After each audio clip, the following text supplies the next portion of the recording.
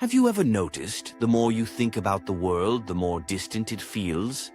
Like the deeper your thoughts go, the fewer people you can actually share them with.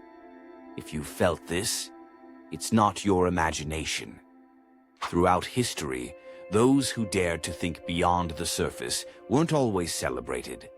More often, they were feared, not because they were wrong, but because they dared to see what others refused to. Look at the patterns. From Socrates, accused of corrupting the youth, to Copernicus, quietly publishing truths that could have cost him his life, to thinkers like Alan Turing, who cracked codes in secret only to be shunned later. Time and again, brilliant minds weren't cast out because of ignorance, but because their ideas made people uncomfortable. And centuries later, little has changed. Why is that? Why does society resist those who think differently, those who question the script? It boils down to a quirk in human psychology. When you meet someone stronger than you might admire them. When someone's wealthier, you might envy them. But when you encounter someone whose mind slices through illusions you didn't even realize existed, it feels personal. Psychologists call it a reflective threat. It's not about what the deep thinker says. It's about what they reveal, without even trying. Because, unlike money or muscles, intelligence cuts deep. It stirs up something primal. We define ourselves by our ideas, our beliefs, our worldview. And when those are questioned, not even through direct confrontation but through mere presence, it shakes the foundation of our identity. Most people aren't wired for that kind of confrontation. They don't forgive it easily. And so, the instinct isn't curiosity, it's resistance. You can see it in the digital age clearer than ever. Open any app, and the most viral content isn't deep analysis or nuanced thought. It's catchy one-liners, polarizing takes, emotionally charged sound bites. Why? Because depth doesn't trend, subtlety doesn't go viral. And deep thinkers? They struggle to condense layered, uncomfortable truths into digestible 15-second clips. Meanwhile, charismatic surface thinkers thrive, not because their ideas hold weight, but because they package comfort better. And it's not just anecdotal. Neuroscience backs this up.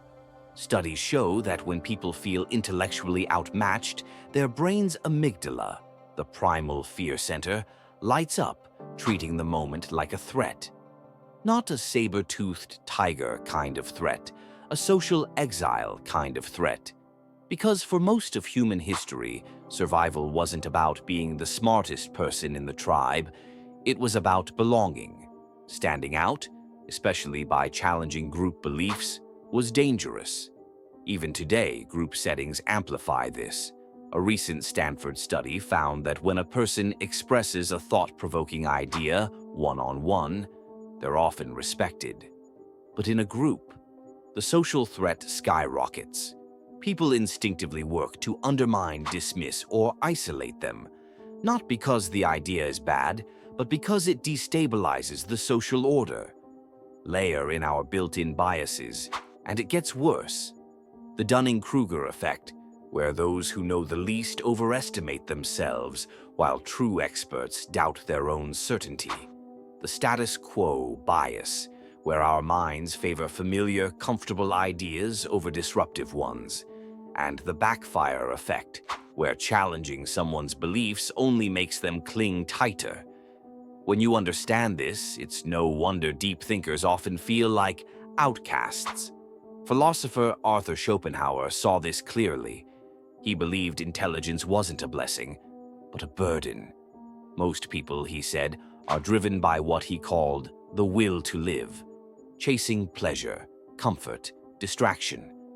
But deep thinkers carry a different burden, the will to truth, a hunger to pull back the curtain, to see life as it is, not as we wish it to be.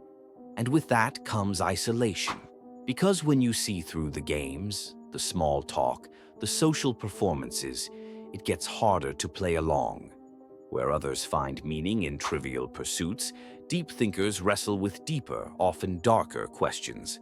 And that's not a loneliness of circumstance, it's a loneliness of clarity. So, what does this mean for those wired this way? It means you'll likely face resistance.